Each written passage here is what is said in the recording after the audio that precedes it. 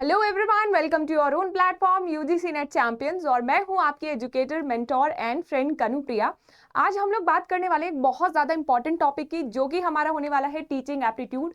And बहुत सारे ये इश्यूज आते हैं कि एक जगह पर मटेरियल आपका नहीं मिलता है। आपको 1 से 2 घंटे में जो आपको सारे के सारे टॉपिक्स रिवाइज करने होते हैं, उसमें आपको कंटेंट नहीं मिल पाता। अब जो कंटेंट मिलता भी है वो थोड़ा सा आउटडेटेड हो चुका है, बहुत सारी चीज़ें उसमें अपडेटेड आपको नहीं मिलती हैं। तो आज हम लोग कोशिश करेंगे कि जितनी ज़्यादा चीज़ें हम पढ़ पाएँ, इस वन शॉट में हम उसको कंप्लीट करेंगे। जो चीज़ें, जो अपडेटेड कॉन्सेप्ट जो बहुत ज़्यादा रिसेंटली देखे गए हैं, उसके लिए हम लोग एक क्वेश्चन का सेशन रखेंगे, जिसमें हम लोग और ज़्यादा चीज़ें अपनी कवर करेंगे। आज के सेशन में भी बीच बीच में क्वेश्चंस हैं और ट्राई करेंगे कि उनके थ्रू भी हम चीज़ों को समझें। तो चलिए, अब बिना देरी किए हुए, बिना टाइम वेस्ट किए हुए अपना सेशन को स्टार्ट करते हैं, ताकि ज़्यादा से ज़्यादा हम लोग सिलेबस को कवर कर पाए।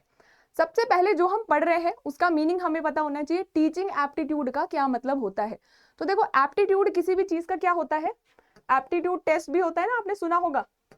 तो उसका क्या मतलब होता है कि एबिलिटी कितनी है आपकी किसी चीज की। तो टीचिंग एप्टीट्यूड का मतलब क्या है कि आपकी पढ़ाने की कितनी एबिलिटी है, वो टेस्ट करता है आपका ये सब्जेक्ट या फिर आपका ये टॉपिक। ठीक है, तो teaching aptitude refers to the natural ability और acquired skills that enable an individual to teach effectively. ठीक है, इफेक्टिवली आप कितने अच्छे से पढ़ा सकते हो, वो यहाँ पर आपका टेस्ट होता है, या फिर तरीके बताए जाते हैं कि किस तरीके से इफेक्टिवली आप पढ़ा सकते हो। तो इसमें आपकी नेचुरल एबिलिटी भी होती है, प्लस आपकी एक्वायर्ड स्किल्स भी होती हैं। ठीक है, रेंज ऑफ क्वालिटीज यहाँ पर ये बताता है, जैसे कि कम्युनिकेशन स्किल्स है आपकी, पेशेंस है आपका, अडेप्टेबिलिटी है, डीप अंडरस्टैंडिंग है ऑफ द सब्जेक्ट मैटर। ये सारी चीजें हमारी हमको देखने के लिए मिलती हैं टीचिंग एप्टीट्यूड में। अब यही चीज मैंने यहाँ पर हिंदी में आप लोगों के लिए लिख दी है। आप इसको पॉज करो, पढ़ो अच्छे से और समझो। उसके बाद अगर हम बात करें टीचिंग और लर्निंग की, तो देखो ये जो दोनों चीजें होती हैं, ये काफी ज्यादा इंटर रिलेटेड प्रोसेसेस होते हैं। क्या होते हैं? इंटर रिलेटेड कॉन्सेप्ट्स होते हैं। तो अगर मैं बात करूं टीचिंग क्या है, तो टीचिंग एक प्रोसेस है नॉलेज इंपार्ट करने का। लेकिन लर्निंग क्या है? लर्निंग एक, कह सकते हैं कि हम लोगों को सीखना होता है लर्निंग में, और वो हमारा पर्सनल होता है। ये हमारा क्या है? पर्सनल। लेकिन टीचिंग पर्सनल हो सकता है क्या? मान लो अगर मैं यहाँ पर आप लोगों के लिए क्लास बनाऊं और खुद ही बना के उसको अपने पास रख लूं, यानी पर्सनल उसको कर लूं, तो क्या वो इफेक्टिव होगा? नहीं। तो इसीलिए टीचिंग क्या होता है? हमारा सोशल प्रोसेस होता है। ये चीज आपको ध्यान रखनी है। दो चीज मैंने आपको बताई कि लर्निंग और टीचिंग आपका इंटीग्रेटेड है। ठीक है, साथ में इंटीग्रेटेड है, और इंटर रिलेटेड है would be the right word. ठीक है, इंटीग्रेटेड थोड़ा अलग हो गया, इंटर रिलेटेड है। ठीक है, और उसके अलावा डिफरेंस क्या बताया? टीचिंग एक सोशल प्रोसेस है और लर्निंग एक पर्सनल प्रोसेस है। तो यहाँ पर टीचिंग क्या होता है? Imparting knowledge, skills and values from an individual, जो कि टीचर, टू अनदर। ठीक है, द स्टूडेंट। यहाँ पर आप लोगों को एक चीज और ध्यान रखनी है कि टीचिंग स्टूडेंट के बिना नहीं हो सकती, लेकिन लर्निंग लर्निंग टीचर के बिना हो सकती है। अब आप कहोगे कैसे? सिंपल सी चीज है, लर्निंग आपकी और चीजों से भी हो सकती है। ठीक है, लेकिन टीचिंग आपके लिए, टीचिंग करने के लिए आपको स्टूडेंट तो चाहिए, है ना। तो अब आप लोगों को ध्यान रखना है कि लर्निंग में क्या होता है। लर्निंग आपकी बुक्स के थ्रू हो सकती है, वीडियोस के थ्रू हो सकती है, जरूरी नहीं है कि आपके पास टीचर ही हो उस चीज के लिए। ठीक है, चलिए सेम चीज शिक्षण और ज्ञान, सीखना, शिक्षण यानी टीचिंग, ठीक है, और सीखना यानी लर्निंग, दोनों में क्या डिफरेंस है यहाँ पर आप देख सकते हो। उसके बाद यहाँ पर टीचिंग कॉन्टिनम में हम जाते हैं और इन वर्ड्स का मतलब समझते हैं। देखो क्वेश्चंस जो हमारे अगर हम एनालाइज करें तो उसमें कंडीशनिंग पे, ठीक है, लर्निंग पे, और अगर बात करें तो इंस्ट्रक्शंस पे, ठीक है, इंडोक्ट्रिनेशन पे, इन पे पहले क्वेश्चन आ चुके हैं। इसीलिए हम लोगों को ये टर्म्स समझने बहुत ज्यादा जरूरी हो जाते हैं। अब अगर किसी को ये लग रहा हो कि थोड़ी स्पीड ज्यादा है, तो कोई दिक्कत नहीं है, आपके पास वीडियो हमेशा रहेगी, आप आराम से उसको देख सकते हो दोबारा भी। लेकिन क्योंकि ये वन शॉट है, मुझे थोड़ा सा स्पीड में आपको ले जाना पड़ेगा। चलिए अगर हम बात करें तो यहाँ पर एक एक करके इसको समझते हैं। देखो, बहुत अच्छे से समझना, बहुत अच्छे से डिफरेंस समझना, क्योंकि क्वेश्चन इस पे आएगा तो आपका गलत नहीं होना चाहिए। सबसे पहले हम बात करें इंस्ट्रक्शंस क्या होते हैं। इंस्ट्रक्शंस, देखो इंस्ट्रक्शंस क्या होते हैं कि जैसे मम्मी होती है, ठीक है, मम्मी आपको कुछ बोल रही है कि ये चीज आज लानी है, शाम को बाजार जाना है, ये चीज लानी है, वो क्या हो गया? आपका इंस्ट्रक्शन हो गया। यानी उसमें जरूरी नहीं है कि आपको सीखो, यहाँ पर नॉलेज इंपार्ट हो, ऐसा नहीं है। तो यानी टीचिंग क्या हो गया? ब्रॉडर हो गया इंस्ट्रक्शन से, है ना। यहाँ पे थोड़ा सा हम क्या करते रहेंगे, कंपैरिजन भी करते रहेंगे। तो इंस्ट्रक्शंस आर स्पेसिफिक डायरेक्शंस और guidelines provided to help someone perform a task और understand how to use something. ठीक है, कई बार होता है ना आप लोगों को, मान लो कि मुझे ये बोर्ड यूज करना है या मुझे ये कैमरा यूज करना है, मुझे माइक यूज करना है, तो मुझे इंस्ट्रक्शनल ट्रेनिंग मिलती है। क्या होती है वो ट्रेनिंग? अब भाई इंस्ट्रक्शंस दे रहे होते हैं वो कि आप ये चीज कर लेना, ऐसे ऐसे कर लेना, वरना क्या होगा, क्लास रिकॉर्ड कर दोगे और छोटी सी दिक्कत की वजह से आपको प्रॉब्लम होगी, माइक ही ऑन नहीं किया मान लो, है ना। तो इस तरीके से हमारी क्या होती है, इंस्ट्रक्शंस होती है। तो आपको याद रखना है, अगर इंस्ट्रक्शन और टीचिंग की बात करें तो इंस्ट्रक्शन हमारा क्या होता है, नैरोअर टर्म है। टीचिंग हमारा क्या है, वाइडर टर्म है, क्योंकि यहाँ पर आप क्या कर रहे हो, नॉलेज इंपार्ट कर रहे हो। Teaching is a broader process that involves imparting knowledge, skills and understanding through various methods and interaction. ठीक है, समझ में आया इंस्ट्रक्शन और टीचिंग। अब हम बात करते हैं कंडीशनिंग क्या होता है। ठीक है, कंडीशनिंग आपने लर्निंग थ्योरीज अगर पढ़ी है उसमें आपने कंडीशनिंग पढ़ा होगा। ठीक है, कोई स्टिमुलस होता है, कोई स्टिमुलस होता है और उसके थ्रू आपको रिस्पॉन्स देखने के लिए मिलता है। क्या देखने के लिए मिलता है, रिस्पॉन्स। अब आपका स्टिमुलस और रिस्पॉन्स का जो वो होता है, रिलेशन होता है, वो आपका कंडीशनिंग दिखाता है। तो conditioning refers to a behavioural learning process. ये बहुत इंपॉर्टेंट है, देखो कंडीशनिंग में आपको क्या याद रखना है, बिहेवियरल लर्निंग प्रोसेस। यहाँ पर कंडीशनिंग में हम क्या कर रहे हैं, कंडीशनिंग सिर्फ लिमिटेड है कहाँ तक, बिहेवियरल चेंज के लिए। ठीक है, यहाँ पर सिर्फ क्या हो रहा है, बिहेवियरल चेंज हो रहा है आपका। ठीक है, तो आप लोगों को ये वर्ड याद रखना है कंडीशनिंग के लिए कि it refers to a behavioural learning process where an individual's response to a stimulus becomes associated with a specific outcome। एक डॉग की एक थ्योरी दी थी, ठीक है, तो ये आपने पढ़ी होगी कंडीशनिंग में, है ना, क्लासिकल कंडीशनिंग थ्योरी जो हम पढ़ते हैं उसमें एक डॉग का बहुत अच्छा एग्जाम्पल है। तो उससे आपको समझ आता है कि किस तरीके से हम किसी की कंडीशनिंग कर सकते हैं। तो ये कह सकते हैं कि सिखाने का एक पार्ट हो सकता है या फिर टीच करने का एक बहुत छोटा सा पार्ट है, लेकिन अगेन जो टीचिंग है वो इससे भी ब्रॉडर टर्म है। यानी कंडीशनिंग क्या हो गई, नैरोअर थोड़ी टर्म है, क्योंकि वो सिर्फ क्या देख रही है, बिहेवियरल लर्निंग प्रोसेस, इस पे सिर्फ ध्यान दे रही है। अब आपने ध्यान रखना है इंस्ट्रक्शंस की, अगर मैं बात करूं तो इंस्ट्रक्शंस में मेरा क्या आ गया, डायरेक्शंस और गाइडलाइंस। ठीक है, और कंडीशनिंग में मेरा क्या आ गया, सिंपल सी चीज, बिहेवियरल लर्निंग प्रोसेस। टीचिंग अभी हमने देख लिया कि ब्रॉडर टर्म होता है काफी ज्यादा। इसमें क्या होता है, imparting knowledge, skills, understanding through various methods and interaction. यानी कि टीचिंग के थ्रू आप बिहेवियर चेंज कर सकते हो, आप कोई स्किल इम्पार्ट कर सकते हो, ठीक है, आप नॉलेज दे सकते हो, बहुत सारी वेरियस चीजें आप कर सकते हो। इसीलिए हम लोग क्या कहते हैं कि ट्रेनिंग हमारी, टीचिंग हमारी क्या है, ब्रॉडर टर्म है। चलिए, अगर मैं बात करूं इंडॉक्ट्रिनेशन की, ये भी काफी ज्यादा इंपॉर्टेंट है। ठीक है, अब यहां पर क्या होता है, इंडॉक्ट्रिनेशन में आपका बिलीफ सिस्टम चेंज होता है। ठीक है, belief, it is the process instilling a set of beliefs or ideologies in individuals without encouraging critical thinking or questioning। बहुत इंपॉर्टेंट, देखो मैंने जानबूझ के कीवर्ड्स यहाँ पर डाले हैं ताकि आप लोगों को डिफरेंस समझ आए दोनों चीजों में। यहाँ पर क्या हो रहा है, देखो सिंपल सी चीज है कि जब हम पढ़ाते हैं कोई चीज, जब हम टीच कर रहे हैं तो हम एक्चुअली में बूस्ट कर रहे होते हैं बच्चे को और पुश करते हैं कि आप क्रिटिकल थिंकिंग में इन्वॉल्व हो। ठीक है, आप सोचो उसके बारे में। इसके अलावा हम क्वेश्चनिंग पे भी ध्यान देते हैं। टीचर्स कई बार क्या करते हैं कि जो भी क्वेश्चंस आते हैं बच्चों के, वो क्लास में लेते हैं। जैसे मैं अभी लाइव क्लास लेती हूँ, तो अगर क्वेश्चंस आ रहे हैं बच्चों के तो वो ट्राई करती हूँ कि उनको लूं और उनके साथ में बात करूं, है ना। तो यहाँ पर हम क्या कर रहे हैं, बूस्ट कर रहे हैं, हम एक्चुअली में काफी अप्रिशिएट कर रहे हैं क्वेश्चनिंग एंड क्रिटिकल थिंकिंग को। लेकिन वहीं पर अगर मैं इंडॉक्ट्रिनेशन की बात करूं, ठीक है, इंडॉक्ट्रिनेशन, ये शायद दिख नहीं रहा है, चलिए यहाँ पर इंडॉक्ट्रिनेशन है ये, ठीक है, INDOC, फिर ट्रिनेशन तो आपको दिख ही रहा है। ठीक है, तो इंडॉक्ट्रिनेशन की अगर मैं बात करूं तो यहाँ पर कोई भी एनकरेजमेंट नहीं होता क्रिटिकल थिंकिंग और क्वेश्चनिंग का। ठीक है, जैसा बोल दिया वैसा कर लो। जैसे कई बार हमारे घर में होता है ना, कोई बहुत बूढ़ा होता है, कोई बहुत बुजुर्ग होता है, वो कोई चीज बोल देता है तो मम्मी पापा बोलते हैं कि लॉजिक मत सोचो, मान लो उस चीज को। तो वो समहाउ अगर तुमने मान लिया तो वो कहीं ना कहीं थोड़ा सा इंडॉक्ट्रिनेशन की तरफ आता है। बट यहाँ पर इंडॉक्ट्रिनेशन में इंडिविजुअल की जगह यहाँ पर क्या आते हैं, बेसिकली बिलीव्स और आइडियोलॉजी किसी एक जने की यहाँ पर बात ज्यादा नहीं होती, as a group as a whole हम ज्यादा देखते हैं इसको, ठीक है। तो आप लोगों को आई होप यहाँ पर क्लियर हो गया होगा। क्लियर नहीं हुआ तो इसको एक बार बहुत अच्छे से पढ़ लो, ठीक है। यहाँ पर इसको हिंदी में आप पढ़ सकते हो।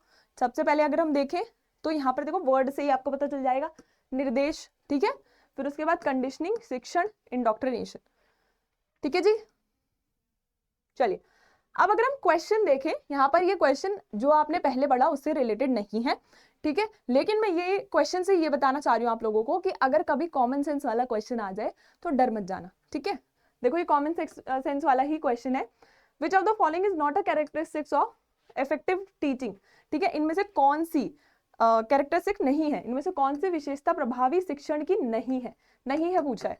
तो स्पष्ट उद्देश्य तो है, ठीक है, सक्रिय सहभागिता भी है, एक रस प्रस्तुति नहीं है।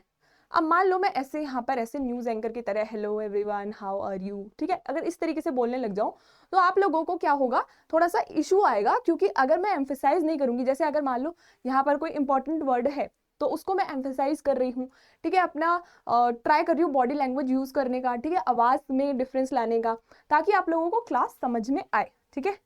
तो इसलिए ये आपका आंसर हो जाएगा। मोनोटोनस डिलीवरी आपकी एक इफेक्टिव तरीका नहीं है, कैरेक्टरिस्टिक नहीं है इफेक्टिव टीचिंग का।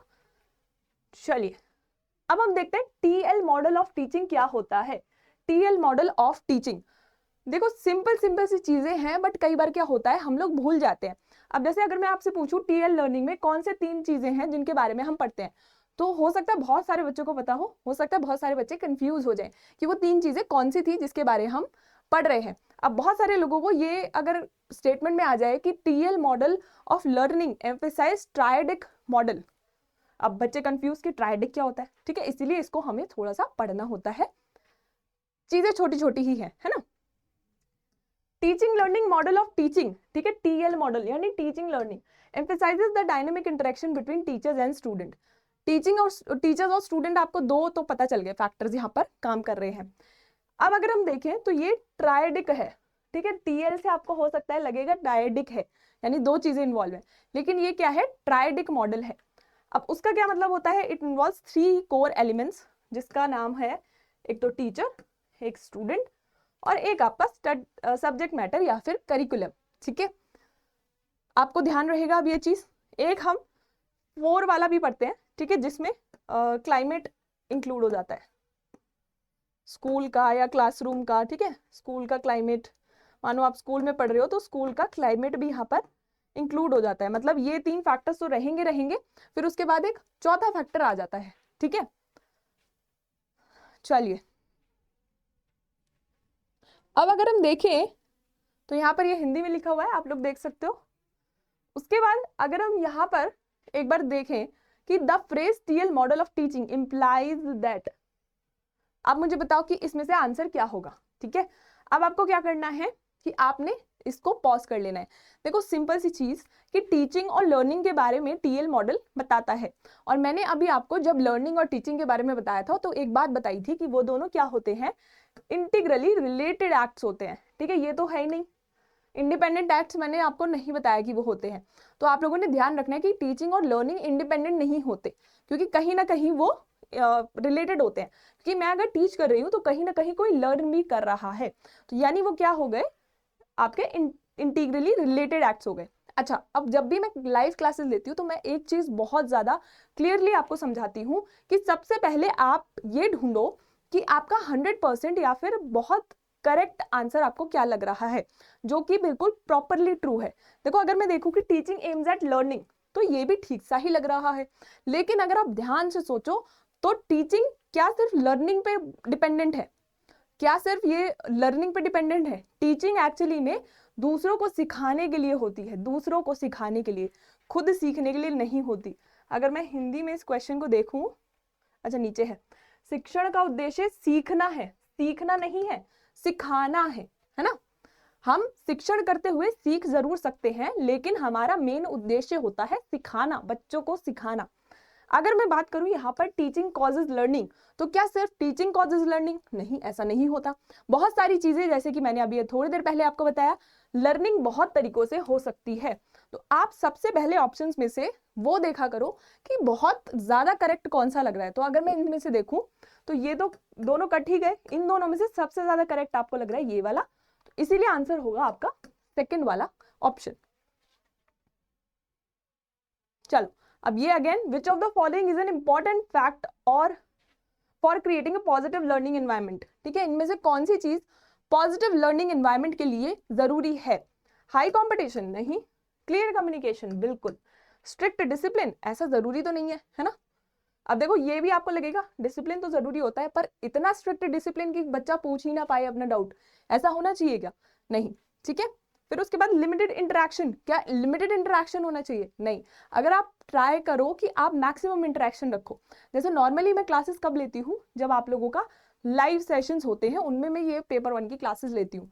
लेकिन जब मुझे बहुत सारा कंटेंट एक साथ देना है और मुझे पता है कि टाइम कम है, तब मैं रिकॉर्डेड लेती हूँ। उसमें भी अगर बच्चे कमेंट्स करते हैं, कोई डाउट पूछते हैं, तो they are free to do it, और मैं उस पर रिप्लाई भी करती हूँ, एक एक कॉमेंट का रिप्लाई करती हूँ। ठीक है, तो ये आपने ध्यान रखना है कि आपका लिमिटेड इंटरेक्शन नहीं, प्रॉपर इंटरेक्शन होना चाहिए। ठीक है, चलिए आगे का हम देखते हैं। अब हम आगे हैं लेवल्स ऑफ टीचिंग में, बहुत ज्यादा इंपॉर्टेंट आपका टॉपिक रहता है ये।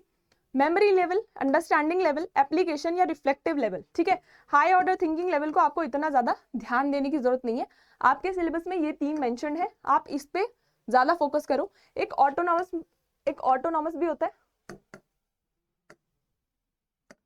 ऑटोनॉमस लेवल, जहां पर आपको टीचर की जरूरत नहीं है, आप नेचुरल लर्निंग कर रहे होते हो अपने सेंसरी ऑर्गन से, ठीक है, और तरीकों से, लेकिन टीचिंग से नहीं, टीचर यहाँ पर उपस्थित नहीं है आपके लिए।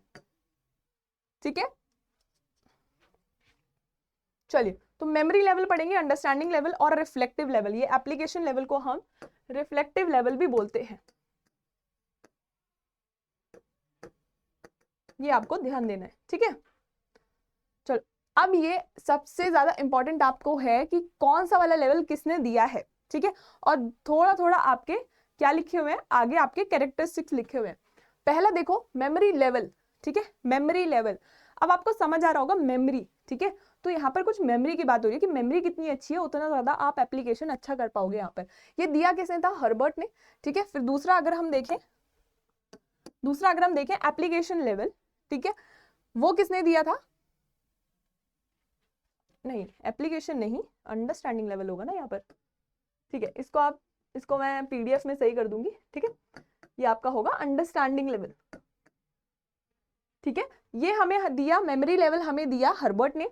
ठीक है, फिर अंडरस्टैंडिंग लेवल हमें दिया मॉरिसन ने, रिफ्लेक्टिव लेवल आपको किसने दिया? हंट ने। ये आपको ध्यान रखना है, ठीक है, दिमाग में रखने हैं अपने नाम जो है। अब देखो सिंपल सी चीज होती है, यहाँ पर सबसे पहले लेवल पे क्या हो रहा है, जब बच्चा छोटा होता है तो उसको हम बस याद कराते रहते हैं, हम उसको मीनिंग समझाने की कोशिश भी नहीं करते, ना वो खुद अंडरस्टैंड करने की कोशिश करता है।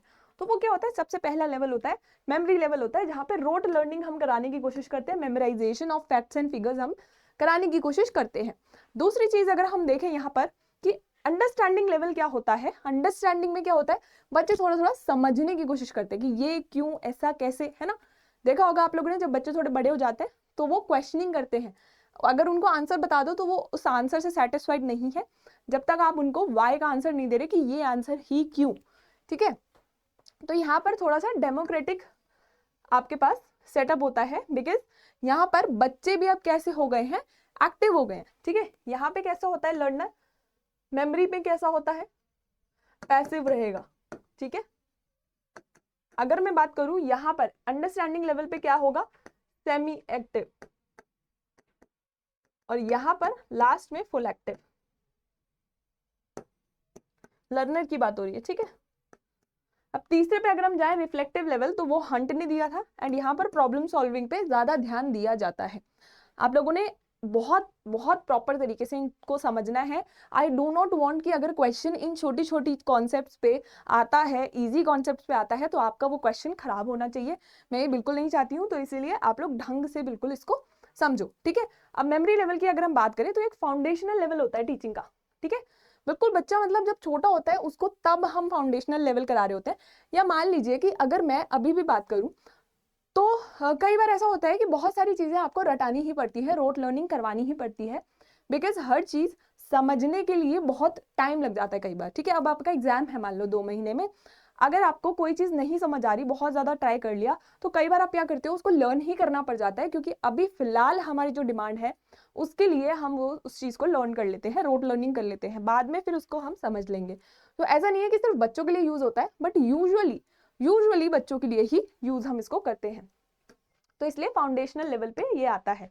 Focus is on acquisition and recall of facts and information. यहाँ पर फोकस क्या रहता है, रिकॉल कराने का। बच्चों को बार बार हम लोग क्या करते हैं, उनको रिपीटिशन टेस्ट लेते हैं उनसे। जैसे कि यहाँ पर देखो, अच्छा ठीक है, ये तो ऑब्जेक्टिव्स हैं कि मेमोराइज कॉन्सेप्ट करवाना और इनहेंस करना रोट लर्निंग को। अब यहाँ पर देखो टीचिंग मेथड्स क्या होंगे, लेक्चर मेथड होगा, repetition and drill, bar bar repeat करते रहेंगे ताकि बच्चों को क्या हो, समझ में आ जाए, उसको याद आ जाए। ठीक है, समझना तो है ही नहीं इस वाले में, बट उसको याद हो जाए। ठीक है, जैसे A for apple, B for ball, बार बार उसको सिखाते हैं और फिर बार बार हम उससे पूछते हैं। जैसे आप लोगों ने घर में देखा होगा, कोई भी छोटा बच्चा होता है ना, तो उसकी मम्मी जो होती है वो बार बार उनसे ये पूछती रहती है, नोज कहाँ है बच्चे, है ना, आईज कहाँ है आपकी, है ना। तो वो क्या है, वो बार बार रिपीटिशन हो रहा है ताकि उसको दिमाग में वो चीज बैठ जाए। Flash card and quizzes use किए जाते हैं बच्चों के साथ में, ताकि उनको प्रॉपर तरीके से वो चीज समझ में आ जाए, याद रहे। बार बार मुझे समझ में आ जाए आ रहा है मेरे मुंह से, बट याद रहे। ठीक है, अब यहाँ पर आप रिसाइटिंग भी कर सकते हो। कई बार होता है ना, हम रिसाइट करते किसी चीज को, सो दैट बार बार अगर बोलोगे, जैसे मैं भी अपनी क्लास में बार बार एक चीज बोलती हूँ ताकि आप लोगों के दिमाग में वो फिट हो जाए। ठीक है, और सिंपल रिकॉल टेस्ट यहाँ पर चलते रहते हैं। अभी मुझे नहीं लगता कि आप लोगों को कोई दिक्कत हो रही होगी, क्योंकि हम समरी पहले ही पढ़ा आए हैं कि तीनों लेवल्स आपके क्या होते हैं। ये सिर्फ डिटेल में आपका यहाँ पर मैंने दिया हुआ है। देखो, वन शॉट होते हुए भी मैंने इतनी डिटेल्ड चीजें डाली हैं। मैं पहले सोच रही थी कि ब्लैक बोर्ड पर लिख लिख के आपको सारा कुछ रिलेट करके पढ़ाऊंगी, पर आप सोचो कि अगर मैं ब्लैक बोर्ड पर पढ़ाऊंगी फिर लिखूंगी, टाइम वेस्ट होगा, है ना। इसलिए मैं पीपीटीज बना के लाई हूँ। इसमें काफी ज्यादा क्लियरली, काफी ज्यादा अच्छे तरीके से, डिटेल्ड तरीके से मैंने आपको यहाँ पर कंटेंट प्रोवाइड करने की कोशिश की है। तो प्लीज, अगर आप लोगों को समझ में आए तो आप लोग जरूर से लाइक जरूर करके जाना सेशन, और कमेंट जरूर करना कि कैसा लग रहा है आपको। ठीक है, अंडरस्टैंडिंग लेवल अगर हम देखें तो यहाँ पर फोकस शिफ्ट हो जाता है मियर मेमोराइजेशन से comprehension of concept and idea. यहाँ पर अब हम क्या करने लगे हैं, कॉम्प्रीहेंड करने लगे हैं। यहाँ पर हम क्या करने लगे, विचारों पर स्थानांतरित होता है। इस स्तर पर ध्यान केवल याद रखने से समझने की अवधारणाओं और विचारों पर स्थानांतरित होता है। ठीक है, सिर्फ याद करना यहाँ पर हमारा ऑब्जेक्टिव नहीं रहता। क्या ऑब्जेक्टिव रहता है, to enable students to grasp the meaning and significance of the material, यानी मीनिंग और सिग्निफिकेंस भी उसे पता चलना चाहिए। To encourage application of knowledge in different context, यानी कि जो हम पढ़ा रहे हैं उसका एप्लीकेशन भी किस तरीके से हो सकता है, वो हम ट्राई करते हैं बच्चों को में समझ में आए।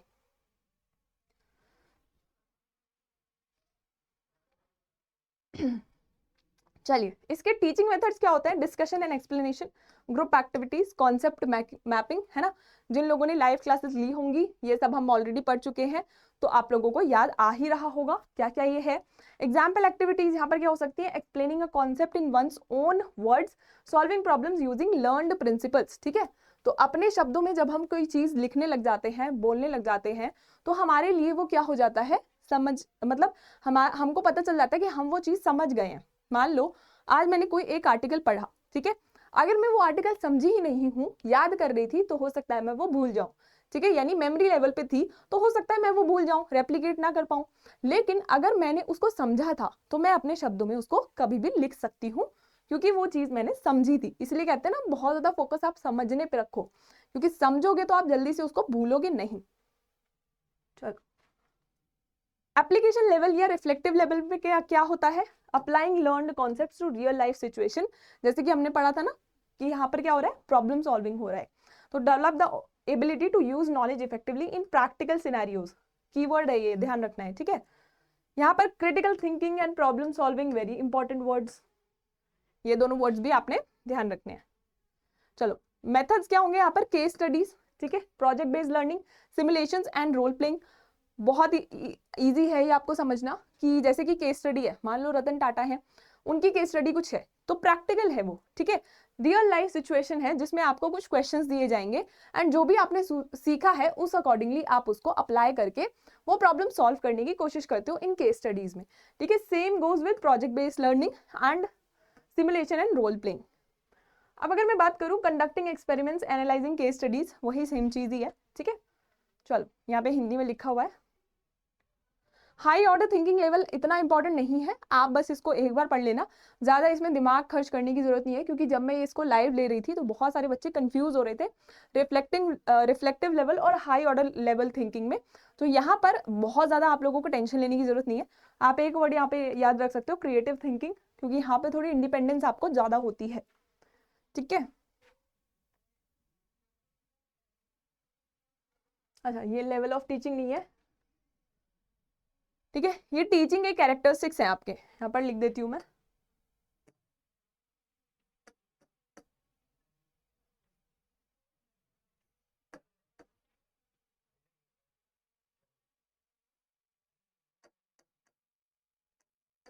एंड एक्चुअली सिर्फ टीचिंग के नहीं, इफेक्टिव टीचिंग के कैरेक्टरिस्टिक्स हैं कि अगर आप चाहते हो कि आपकी टीचिंग इफेक्टिव हो तो आपको क्या क्या ध्यान रखना होता है। तो देखो, स्टूडेंट सेंट्रिक होनी चाहिए, यानी टीचर सेंट्रिक नहीं होनी चाहिए कि हमें जो आता है हमने बस पढ़ा दिया। स्टूडेंट सेंट्रिक होनी चाहिए कि स्टूडेंट को एक्चुअली नीड क्या है। मतलब अगर मान लो मैं यूजीसी नेट के लिए आपको टीचिंग एप्टीट्यूड पढ़ा रही हूँ, तो मुझे जितना आता है मैं वो सब थोड़ी पढ़ाऊंगी, जो आपकी नीड है, स्पेसिफिक नीड, उस अकॉर्डिंगली मैं चीजें लेके आऊंगी आप लोगों के लिए। तो वो होती है स्टूडेंट सेंट्रिक अप्रोच, छात्र केंद्रित।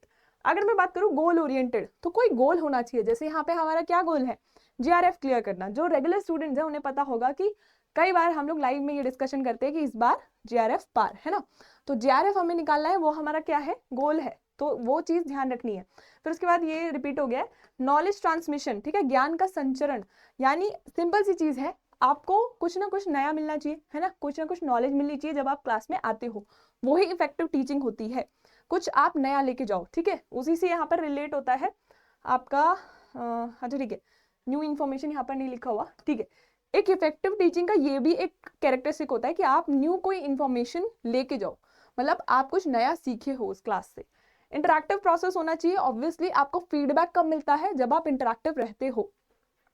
फिर उसके बाद कंटिन्यूस असेसमेंट, मतलब बच्चों से आपको पूछना पड़ेगा, मॉनिटर करना पड़ेगा कि उनको वो चीज समझ में आ रही है, नहीं आ रही है। यूज ऑफ वेरियस मेथड्स, आप डिफरेंट डिफरेंट मेथड्स के यूज कर सकते हो, जैसे यहाँ पर मैं पीपीटी का यूज कर रही हूँ, यहाँ पर मैं आपको ट्राई कर रही हूँ कि रियल लाइफ एग्जाम्पल्स रिलेट करवा पाऊँ, है ना। तो इसी तरीके से आप डिफरेंट डिफरेंट वेरिएबल, आप वेरियस मेथड्स आप यहाँ पर ला सकते हो, ठीक है, विभिन्न विधियों का उपयोग। चलो, अब which of the following is not one of the 3 levels of teaching proposed by Benny and others?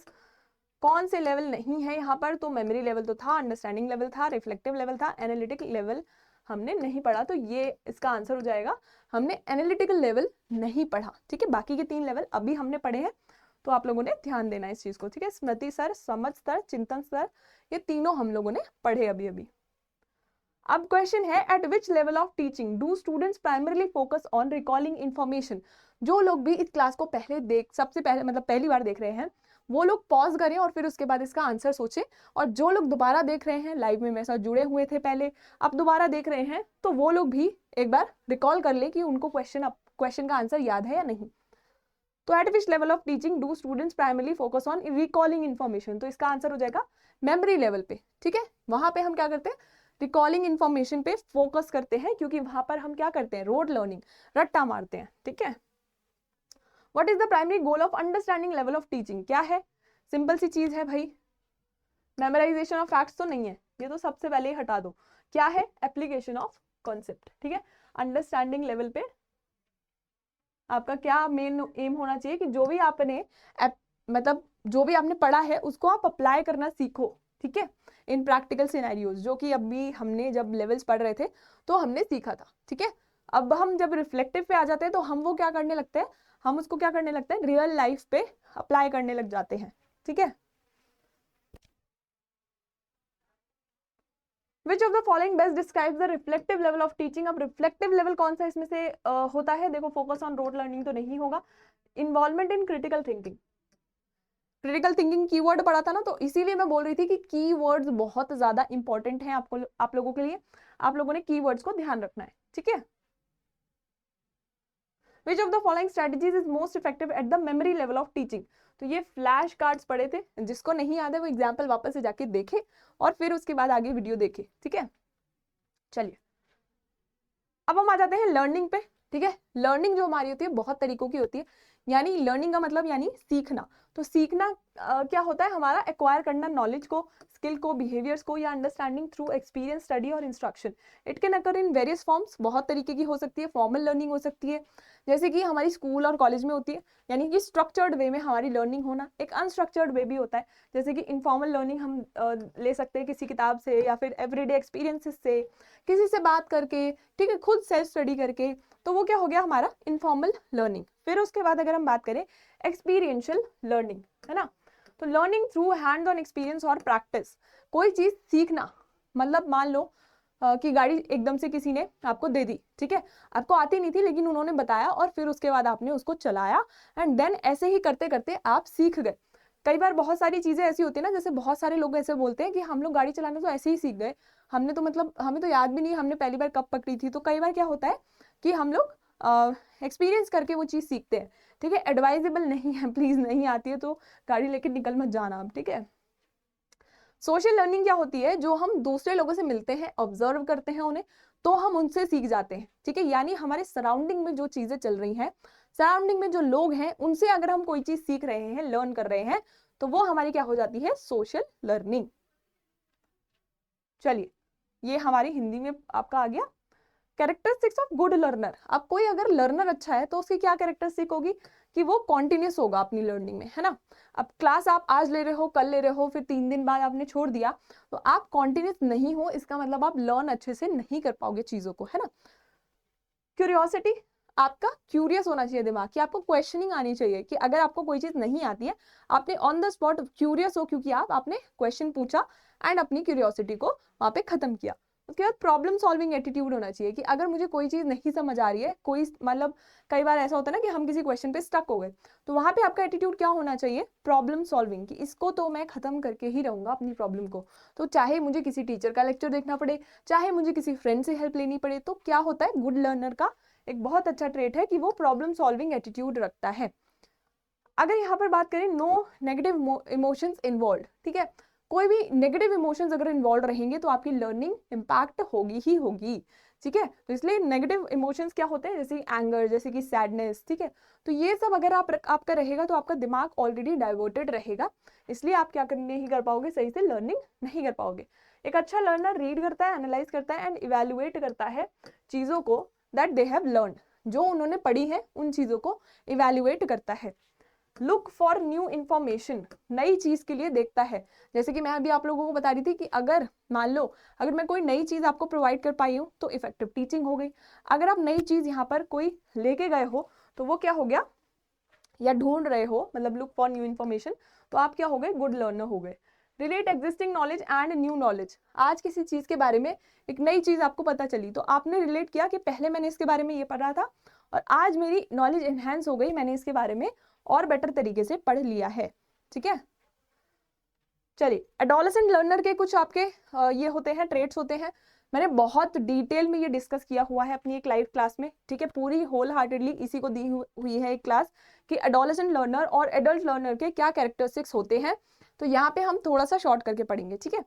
देखो एडोलेसेंट लर्नर के डेवलपमेंटल चेंजेस होते हैं। एडोलेसेंस मतलब 10 से 19 साल के बच्चे, ठीक है। अब उनके बहुत सारे physical, emotional and cognitive changes होते रहते हैं, इसीलिए हमें ये ध्यान रखना होता है कि उन लोगों के लर्निंग स्टाइल्स भी अलग होते हैं, ठीक है। तो जब भी हम पढ़ा रहे हैं तो अगर कोई एडोलेसेंट लर्नर है तो उस अकॉर्डिंगली हमें उसको पढ़ाना होगा। एडोलेसेंस में हम लोगों का आइडेंटिटी फॉर्मेशन हो रही होती है, मतलब अगर हम एडल्ट लर्नर हैं तो हमारी आइडेंटिटी फॉर्म ऑलरेडी हो चुकी है, लेकिन अगर हमारी अभी एडोलेसेंस एज है तो हम लोग ट्राई कर रहे होते हैं समझने का कि what is our identity, right. फिर उसके बाद अगर हम बात करें, इनको नीड ऑफ ऑटोनॉमी होता है, ठीक है। जब हम छोटे होते हैं, जब हम टीनेज में होते हैं तो कई बार हम बोलते हैं ना अपने घर में कि मुझे मत समझाओ, मुझे सब पता है ना। तो यानी नीड ऑफ ऑटोनॉमी होता है। सेल्फ डायरेक्टेड एक्सप्लोरेशन की एक इनको चाह होती है कि मेरे को खुद ही सोचने दो, खुद ही करने दो। फिर उसके बाद इमोशनल वेरिएबिलिटी, इमोशंस इनके ऐसे ऐसे ऊपर नीचे बहुत ज़्यादा फ्लक्चुएट करते हैं, जिससे इनका मोटिवेशन और एंगेजमेंट बहुत जल्दी जल्दी इम्पैक्ट होता है। वहीं पे अगर एडल्ट लर्नर की बात करें तो वो इतनी जल्दी इम्पैक्ट नहीं होते, क्योंकि ऑब्वियसली मैच्योर हो जाते हैं थोड़े, है ना। फिर उसके बाद यहाँ पर एक्टिव लर्निंग प्रेफरेंस होती है इनकी, यानी कि the benefit from hands on experiential learning. उसके बाद शॉर्टर अटेंशन स्पैन होता है, ये तो पता ही है, ठीक है। जो जितने बच्चे छोटे रहते हैं उनका अटेंशन स्पैन उतना ही कम रहेगा। तो अगर आप उनको पढ़ा रहे हो तो आपको बहुत क्रिएटिवली चीजें करनी पड़ेंगी ताकि उनका अटेंशन आप ग्रैब कर पाओ। वहीं पे अगर एडल्ट लर्नर है, उसको पता है ये क्लास मेरे लिए यूजफुल है, तो बेशक वो बोरिंग चल रही हो वो क्लास, वो उसको पढ़ेगा, समझेगा, ठीक है। पीयर इन्फ्लुएंस बहुत होता है इनको, मतलब आसपास के लोगों से, कि उसने अगर वो वाला फोन ले लिया मुझे भी लेना है, उसने वो वाला पेन ले लिया मुझे भी लेना है ना। तो पीयर इन्फ्लुएंस बहुत ज्यादा रहता है। चलो, ये आपका हिंदी में है। फिर उसके बाद एडल्ट लर्नर क्या होते हैं, ये सेल्फ डायरेक्टेड होते हैं, लाइफ एक्सपीरियंस करके आए होते हैं, बहुत सारी चीजें अलग होती हैं इनकी, ठीक है। एक्सपीरियंस होता है, नॉलेज होती है, which can enhance there learning process. Obviously पहले से उन्हें एक्सपीरियंस है, नॉलेज है, तो जब वो लर्न कर रहे हैं तो उनका जो बेसिकली क्या होता है, लर्निंग प्रोसेस होता है, वो इनहांस्ड हो जाता है। गोल ओरिएंटेड होते हैं, बिना किसी बात के किसी क्लास में नहीं बैठेंगे, कोई गोल है तो ही वो वहां पर लर्न करने आएंगे। रेलिवेंस होता है हर चीज का उनका, ठीक है। एंड प्रैक्टिकली सोचते हैं चीजों को, क्योंकि उनके इमोशंस उतने ज्यादा फ्लक्चुएट नहीं करते। टाइम कंस्ट्रेंट्स होते हैं, क्योंकि बहुत सारे एडल्ट लर्नर्स अपनी फैमिली में बिजी रहते हैं, अपने जॉब में बिजी रहते हैं, पढ़ाई में बिजी रहते हैं, तो उस वजह से वो टाइम की उनके पास कंस्ट्रेंट रहता है चीज़ों को करने का। अब डाइवर्स लर्निंग स्टाइल होता है इनका, क्योंकि डिफरेंट डिफरेंट तरीकों से ये समझने की कोशिश कर रहे होते हैं किसी चीज़ को, तो यहाँ पर डाइवर्स लर्निंग हो जाता है। बट डिजायर फॉर रिस्पेक्ट होता है। अब देखो सिंपल सी चीज़ है, क्योंकि वो एडल्ट है, बहुत सारी चीज़ों में मेच्योर कर चुके हैं, तो वो ये डिमांड करते हैं कि टीचर रिस्पेक्टफुली उसको पढ़ाए, ठीक है। तो यहाँ पर डिजायर फॉर रिस्पेक्ट क्या होता है, एडल्ट लर्नर का आपका कैरेक्टरिस्टिक होता है। अब हम एक बहुत इंपॉर्टेंट चीज पे आ जाता है, PAH, ठीक है। तो ये PAH क्या है आप लोगों ने ध्यान से समझना है। देखो, पैडागॉगी, ठीक है, एंड्रागॉगी और ह्यूटेगॉगी, तीनों को आपको टर्म को समझना है, ठीक है। ये आपकी मेमोरी लेवल से रिलेट करती है, ठीक है, मेमोरी लेवल से। ये आपका अंडरस्टैंडिंग लेवल से,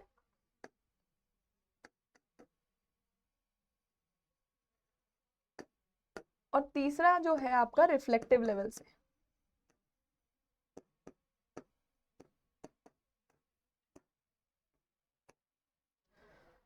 पैडागॉगी क्या होती है, इट्स ऑल अबाउट टीचिंग, ठीक है। मैं बस बोलती जाऊं और आप लोगों से कुछ भी ना पूछूं, आप लोगों का पार्टिसिपेशन एक्सपेक्ट ही ना करूं, मतलब या फिर एंकरेज ही ना करूं, है ना। जैसे कि मैं अभी बोल रही हूँ कि आप लोग मुझे कमेंट्स में बता सकते हो, लास्ट में भी हर क्लास के मैं बोलती हूँ कि आप लोग कोई भी इशू होता है तो मुझे कॉमेंट्स में बता सकते हो। तो it is not exactly pedagogy, लेकिन यहाँ पर क्या होता है, सिर्फ टीचिंग के बारे में ही सब कुछ होता है, ठीक है। तो it relates to memory level, क्योंकि वहां पे भी एक तरीके से वन डायरेक्शन कम्युनिकेशन चल रहा होता है। एंड्रागॉगी में क्या होता है, एडल्ट लर्निंग होती है, सेल्फ डायरेक्टेड होती है, ये आपको ध्यान रखना है, ठीक है। ऑब्वियसली चीज है, सेल्फ डायरेक्टेड आपको याद आया। देखो इस तरीके से चीजें रिलेट होती हैं। यहाँ पर आपका एंड्रागॉगी क्या होती है, एडल्ट लर्निंग है, तो एडल्ट लर्निंग सेल्फ डायरेक्टेड है। एडल्ट लर्नर्स के अभी कैरेक्टरिस्टिक्स पढ़े, उसमें सेल्फ डायरेक्टेडनेस था, तो इसीलिए यहाँ पर आपको याद रखना है, इस तरीके से रिलेट करके पढ़ोगे तो चीजें आपको ऑटोमेटिकली याद रहेगी, ठीक है। Pedagogy all about teaching and relates to memory level, andragogy adult learning relates to self directedness and relates to understanding level। उसके बाद ह्यूटागॉगी डबल लूप लर्निंग, ठीक है। Double loop learning self determined. अब डिफरेंस देखो, यहाँ पर सेल्फ डायरेक्टेड, यहाँ पर सेल्फ डिटरमाइंड, ठीक है, यहाँ पर खुद हम डिटरमाइन कर रहे हैं। Reflective level. अब डबल लूप लर्निंग क्या होती है, देखो सिंगल लूप लर्निंग होती है जहाँ पे हमें पता होता है कि ये प्रॉब्लम है, ये सोल्यूशन है, ठीक है। डबल लूप लर्निंग में क्या होता है, हमें पता होता है ये प्रॉब्लम है, ये सोल्यूशन है, और हमें ये भी पता होता है कि ये इसका कॉज है, ताकि आगे हम उसको रिपीट ना करें, ठीक है। सिंपल सी चीज समझ आती है, तो ये होता है डबल लूप लर्निंग, ठीक है। अब आ जाते हैं हम teacher centred versus learner centred methods पर, ठीक है। कुछ हमारे टीचर सेंटर्ड होते हैं, कुछ हमारे लर्नर सेंटर्ड मेथड्स होते हैं टीचिंग के। अगर हम बात करें टीचर सेंटर्ड मेथड्स क्या होते हैं, तो देखो लेक्चर बेस्ड ट्रेनिंग, अगर लेक्चर बेस्ड टीचिंग चल रही है तो वो क्या है, टीचर बेस्ड है। अब आप कहोगे कि मैम टीचर बेस्ड क्या अच्छे नहीं होते, तो देखो ऐसा कुछ नहीं होता कि अच्छे बुरे होते हैं ये, it is all about your needs कि बच्चे को क्या चाहिए। कई बार उनको टीचर सेंटर्ड ही चाहिए होता है। देखे जैसे कि आपका एग्जाम आ रहा है मान लो, ठीक है, जल्दी से कोई चीज पढ़नी है, जैसे इसी का मान लो, इसी क्लास का मान लो कि मैंने आपका वन शॉट में आपको सारी चीजें दे दी, तो ये एक तरीके से अगर हम देखें तो लेक्चर फॉर्म ही है ना। बट थोड़ा थोड़ा इंकरेज मैं आपका कर रही हूँ इंटरेक्शन बाय व्हाट, कमेंट्स के थ्रू, ठीक है। अगर मान लो कमेंट्स भी ना हो, सिर्फ आपको बस क्लास मिल रही है, तो वो पूरा प्योर क्या हो गया, लेक्चर बेस्ड टीचिंग हो गया, ठीक है। The instructor delivers content through lectures focusing on the transmission of knowledge, efficient for covering large amount of material. Important है ये, देखो यही बता रही थी अभी, है ना, क्योंकि आज आपको बहुत large amount of material cover करना था, इसलिए लेक्चर मेथड आपके लिए लेके आई हूँ, लाइव पे नहीं आई हूँ, ठीक है। चलो, can be structured and organised, limited student engagement, may not cater to diverse learning styles, ठीक है। बहुत बार ऐसा होगा कि जब आपको बहुत सारी चीज पढ़ानी होती है तो आप नए नए इनोवेटिव एग्जाम्पल्स भी नहीं देते, क्योंकि आपको पता है कि आपको कम समय में ज्यादा चीजें कवर करानी है, तो इसीलिए आप डाइवर्स लर्निंग स्टाइल पे भी ध्यान नहीं देते हो। अब डायरेक्ट इंस्ट्रक्शन क्या होता है, टीचर एक्सप्लिसिटली टीचर्स कॉन्सेप्ट्स और स्किल्स यूजिंग स्ट्रक्चर्ड लेसन्स, ठीक है, clear objectives and expectation, effective for foundational knowledge. Can be overly prescriptive, may not encourage critical thinking. कोई फाउंडेशनल चीज आपको समझानी है, तो मान लो मैंने एक 5 लेक्चर्स की सीरीज बता दी, जिसमें मैं आपको डायरेक्टली क्या कर रही हूँ, इंस्ट्रक्शन दे रही हूँ, ठीक है, कि ऐसे ऐसे ये आपको करना है और ऐसे आपको पढ़ना है, तो वो क्या हो गया, वो भी आपका लेक्चर बेस्ड यानी टीचर बेस्ड हो गया, सॉरी। तो शिक्षक केंद्रित विधियां, ठीक है, व्याख्यान आधारित शिक्षण, प्रत्यक्ष शिक्षण। अगर मैं बात करूं लर्नर सेंटर्ड मेथड्स की, तो वहां पर क्या होगा, कोलैबोरेटिव लर्निंग, फिर इंक्वायरी बेस्ड लर्निंग, फिर प्रॉब्लम बेस्ड लर्निंग, ठीक है। अब देख लेते हैं इनको एक एक को कि क्या क्या ये चीजें होती हैं। देखो, कोलैबोरेटिव लर्निंग हमने पहले भी पढ़ा था लाइव में, ठीक है, फिर से पढ़ लेते हैं। Students work together in groups to solve problems और कंप्लीट टास्क। अब कोलैबोरेटिव लर्निंग में आप देख पा रहे हो कि बच्चे खुद इन्वॉल्व हैं, है ना, इसीलिए ये क्या है, स्टूडेंट सेंट्रिक है, टीचर सेंट्रिक नहीं है। ऐसा नहीं है कि सिर्फ टीचर ही बोल रहे हैं, टीचर ही पार्टिसिपेट कर रहे हैं, बच्चे भी यहाँ पर पार्टिसिपेट करेंगे। Promotes communication and team work, यहाँ पर प्रमोट करेंगे कम्युनिकेशन एंड टीम वर्क, ठीक है। फिर उसके बाद एनहांस करेंगे understanding through peer interaction. Group dynamics can hinder individual participation, ये इसकी डिसएडवांटेज है, ठीक है। कई बार क्या होगा, लर्निंग की बजाय क्या हो जाएगा, बीच में लड़ाई हो सकती है, बीच में कोई दिक्कत हो सकती है, ठीक है, अगर वो ग्रुप प्रॉपरली परफॉर्म नहीं कर रहा, एक दूसरे की बातें नहीं सुन रहा, है ना। कई कई ग्रुप डिस्कशंस आपने देखे होंगे, बहुत ज्यादा अच्छे होते हैं, जिनमें आपको बहुत नॉलेज मिलती है, क्योंकि अलग अलग लोगों के पर्सपेक्टिव्स आपको पता चलते हैं। कई बार क्या होता है, न्यूज चैनल्स देख लो, ठीक है, लड़ाई ही होती रहती है बस। तो ग्रुप यानी कि ग्रुप डायनेमिक्स वहां पर क्या है, बेकार है, हिंडर कर रहे हैं, इंडिविजुअल पार्टिसिपेशन को भी हिंडर कर रहे हैं, ठीक है। इंक्वायरी बेस्ड लर्निंग क्या होती है, student engage in questioning and exploring topics, fostering critical thinking, encourage deep learning and student ownership of the learning process. अब देखो, इंक्वायरी बेस्ड लर्निंग क्या होती है कि आप लोगों को मैं भी मोटिवेट करूं कि आप इंक्वायर करो, क्वेश्चनिंग करो, ठीक है, एंड देन उसके आंसर्स दो। तो उससे क्या होगा, आपकी क्रिटिकल थिंकिंग डेवलप होगी किसी टॉपिक को लेके, क्योंकि आपने सोचा उस चीज पे एंड देन उस पर क्वेश्चन किया, मुझसे क्वेश्चन पूछा, बहुत सारी चीजें आपकी क्लियर हुई, तो आपको डीप अंडरस्टैंडिंग होगी। वो होता है हमारा इंक्वायरी बेस्ड आपका लर्निंग, जो हमारा लर्नर सेंटर्ड मेथड्स में आता है, ठीक है। तो अभी हमने क्या क्या पढ़ा, अभी हमने पढ़ा आपका टीचर सेंटर, जिसमें हमने 2 पढ़े, आपके लेक्चर बेस्ड और डायरेक्ट इंस्ट्रक्शन। फिर हमने पढ़ा लर्नर सेंटर, जिसमें हमने कोलैबोरेटिव लर्निंग पढ़ी, जहां पे बच्चे खुद आ रहे हैं, पार्टिसिपेट कर रहे हैं, टीम्स में पार्टिसिपेट कर रहे हैं, ग्रुप्स में पार्टिसिपेट कर रहे हैं। इंक्वायरी बेस्ड में आपने देखा क्वेश्चनिंग का बहुत ज्यादा महत्व है। उसके बाद हम देखते हैं problem based learning, students learn by solving real world problems in collaborative settings, बहुत इंपॉर्टेंट है ये, ठीक है। तो आपको नाम से पता चल रहा होगा कि यहाँ पर प्रॉब्लम बेस्ड लर्निंग मतलब पीबीएल, मतलब प्रॉब्लम आपको दी गई है रियल लाइफ पे एंड देन आप उसको सॉल्व कर रहे हो थ्रू योर नॉलेज, ठीक है। तो ये बहुत अच्छा तरीका भी होता है लर्न करने का, समझने का, बिकॉज आपको एक बहुत अच्छा सेटिस्फैक्शन फील होता है कि मैंने रियल लाइफ प्रॉब्लम अपने नॉलेज से सॉल्व किया है, ठीक है। चलिए, छात्र केंद्रित विधियां, जिसमें अन्वेषण आधारित सीखना, सहकारी सीखना, ठीक है, ये भी है समस्या आधारित सीखना। अच्छा, इसकी पीडीएफ आप लोगों को मिल जाएगी, ठीक है, टेलीग्राम पे। आप लोग डिस्क्रिप्शन में जाके टेलीग्राम ज्वाइन कर सकते हो, जो लोग पहली बार देख रहे हैं एंड जो लोग मतलब दोबारा भी देख रहे हैं, तो उनके लिए भी टेलीग्राम पे आपको पीडीएफ आराम से मिल जाएगी। इसकी 1-2 दिन लगेंगे मुझे थोड़ा सा सॉर्ट करने में, उसके बाद आपको टेलीग्राम पे मिल जाएगी पीडीएफ। ओके, चलो ऑफलाइन वर्सेस ऑनलाइन मेथड्स अब हमें देखने हैं। अगर मैं बात करूं, देखो ऑफलाइन मेथड्स क्या है आपके, ऑफलाइन मेथड लर्निंग के अगर मैं देखूं तो आपके क्या है, आपके सेमिनार्स हो गए, है ना, लेक्चर्स हो गए, है ना, लेक्चर्स हो गए, सेमिनार्स हो गए, बहुत सारे आपके वर्कशॉप्स होते हैं, वो हो गए, वर्कशॉप्स होते हैं। वहीं आपके ऑनलाइन मेथड्स क्या है, वेबिनार्स, ठीक है, आपका जूम क्लास होती है ना, वो सारी चीजें। उसके अलावा आपके जो ऑनलाइन चीजें हैं जो आपको ध्यान रखनी है वो ये 3, स्वयं प्रभा, ठीक है, और मूक, ठीक है। अब स्वयं क्या है, it is a platform that offers free online courses across various subjects accessible to a wider audience, ठीक है, फ्लेक्सिबल इन लर्निंग पेस, ठीक है, limited interaction with instructions, requires self discipline. अब स्वयं एक तरीके से आपके पास एक प्रॉपर तरीके से आपको जाके वहां पर देखना है, आपके पास साइट है पूरी, ठीक है, और वहां पे आप एक्सेस कर सकते हो। हायर एजुकेशन के बहुत सारे कोर्सेज है जो एनपीटेल की तरफ से आपको मिलते हैं, ठीक है।